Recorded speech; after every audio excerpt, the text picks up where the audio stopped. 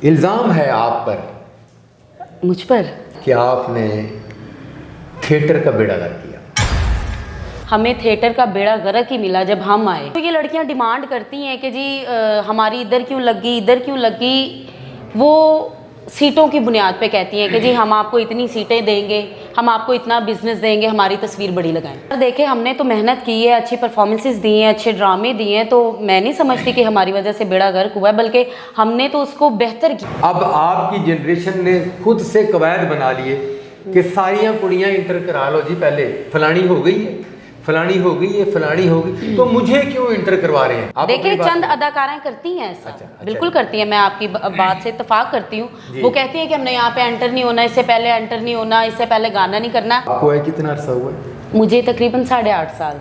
अस्सलाम वालेकुम व्यूअर्स, मैं हूं आपका होस्ट डॉक्टर अजमल मलिक और आप देख रहे हैं हमारा यूट्यूब चैनल ड्रामेबाजियाँ। दोस्तों, ड्रामेबाजियाँ के प्लेटफॉर्म पर आज मैं इंटरव्यू करने लगा हूँ, बाकायदा इंटरव्यू पाकिस्तान थिएटर, टेलीविज़न और फिल्म की नामवर अदाकारा। अस्सलाम वालेकुम। वालेकुम अस्सलाम। फिरोज़ा जी, आप ठीक हैं? मैं ठीक हूँ, आप कैसे? क्या फील करती हैं कि आपने थिएटर इंडस्ट्री में देखा कि बहुत सारी अदाकाराएं थिएटर में आती हैं जी। और 8-8, 10-10 साल मेहनत करने के बाद फिर जाकर कहीं वो अपना थोड़ा बहुत मकाम पाती हैं, तो आप मेरी नज़रों के सामने ही इस फील्ड में आई और तीसरे चौथे ड्रामे से ही स्टार बन गई। देखें डॉक्टर साहब, सबसे पहले मैं इसे मेहनत कहूँगी। बेशक। जब आप एक सही ट्रैक चूज़ करते हैं, कामयाबी का भी एक ट्रैक होता है। हाँ, सही रास्ता होता है, तो उसमें आपका अपना फैसला होता है कि आपने कौन सा रास्ता इख्तियार करना है। अच्छा। तो जो सही रास्ता होता है वो होता है मेहनत का। आप दिलो जान से मेहनत करें, अपने काम से इश्क करें, तो आपको कोई भी नहीं रोक सकता कामयाब होने से। इसका मतलब ये है कि बाकी जो अदाकारा हैं जो लेट हिट हुई हैं या जो हिट हो ही नहीं सकी, तो उन्होंने मेहनत नहीं की।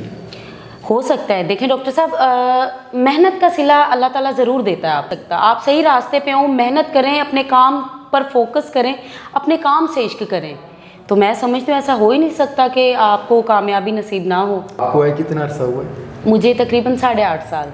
आपने थिएटर की दुनिया में आने से पहले के ड्रामे देखे?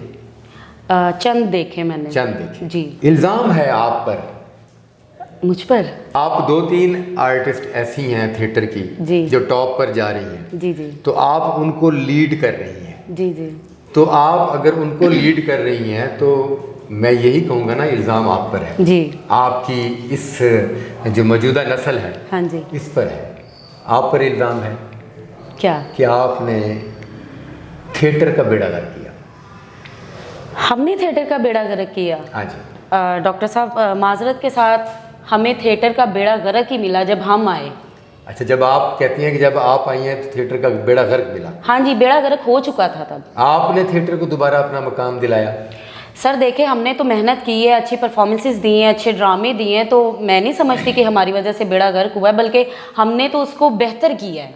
आप की जनरेशन ने जी। थिएटर ड्रामे के हवाले से खुद से जो कवायद व ज़वाबित बना ली हैं, क्या वो थिएटर और ड्रामे के लिए नुकसानदेह नहीं है? जैसा कि पहले ये हुआ करता था कि ड्रामे की जो एक कहानी होती थी जी। उसमें हीरोइन का रोल करने वाली, मेन कैरेक्टर करने वाली, जो शुरू से लेकर एंड तक सेट पर रहती थी जी, उसे ड्रामे की मेन अदाकारा कहा जाता था। बिल्कुल ठीक है। अब आपकी जनरेशन ने खुद से कवायद बना लिए कि सारियां कुड़ियां इंटर करा लो जी, पहले फलानी हो गई है, फलानी हो गई है, फलानी हो गई, तो मुझे क्यों इंटर करवा रहे हैं। मैंने सबसे पहले ये सारी लड़कियां इंटर कराएं, फिर उसके बाद मैं एंट्री करूंगी।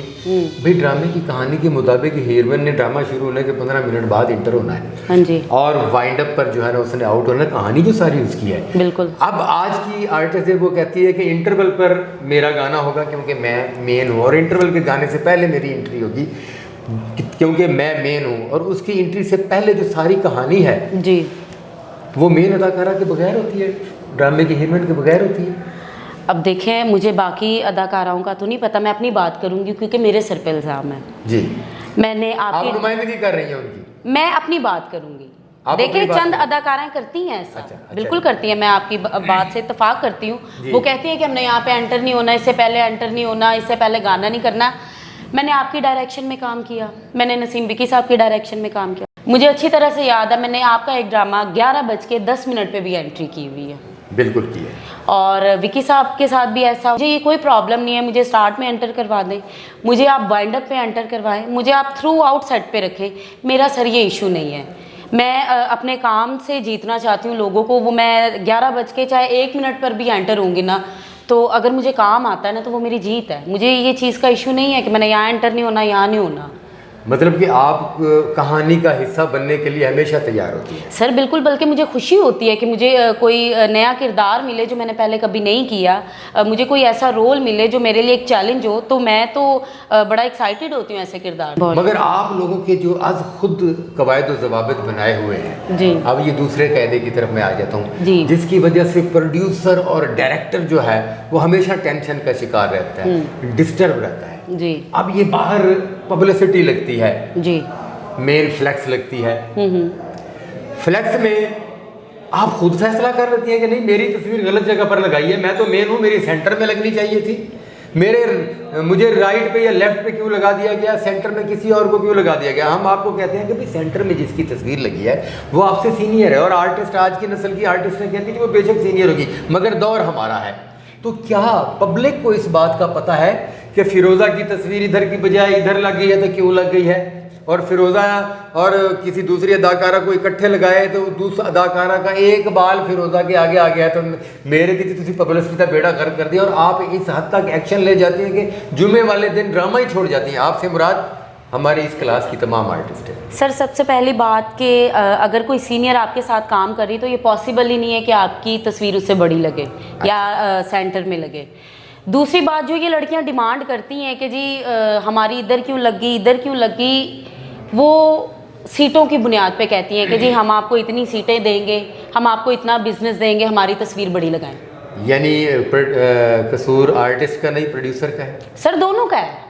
यानी कि प्रोड्यूसर अपनी उन चंद सीटों की वजह से उस फीमेल आर्टिस्ट को सीनियर पर प्रमोट कर देता है? बिल्कुल सर, प्रोड्यूसर्स ने भी ऐसा किया है। जो लड़की ज़्यादा बिजनेस देती है समटाइम सीनियर जो अदाकारा हैं वो उनको भी निकाल देते हैं कि जी हमें ये लड़की चाहिए। आप इसमें हमारी जनरेशन या हमको गलत नहीं कह सकते।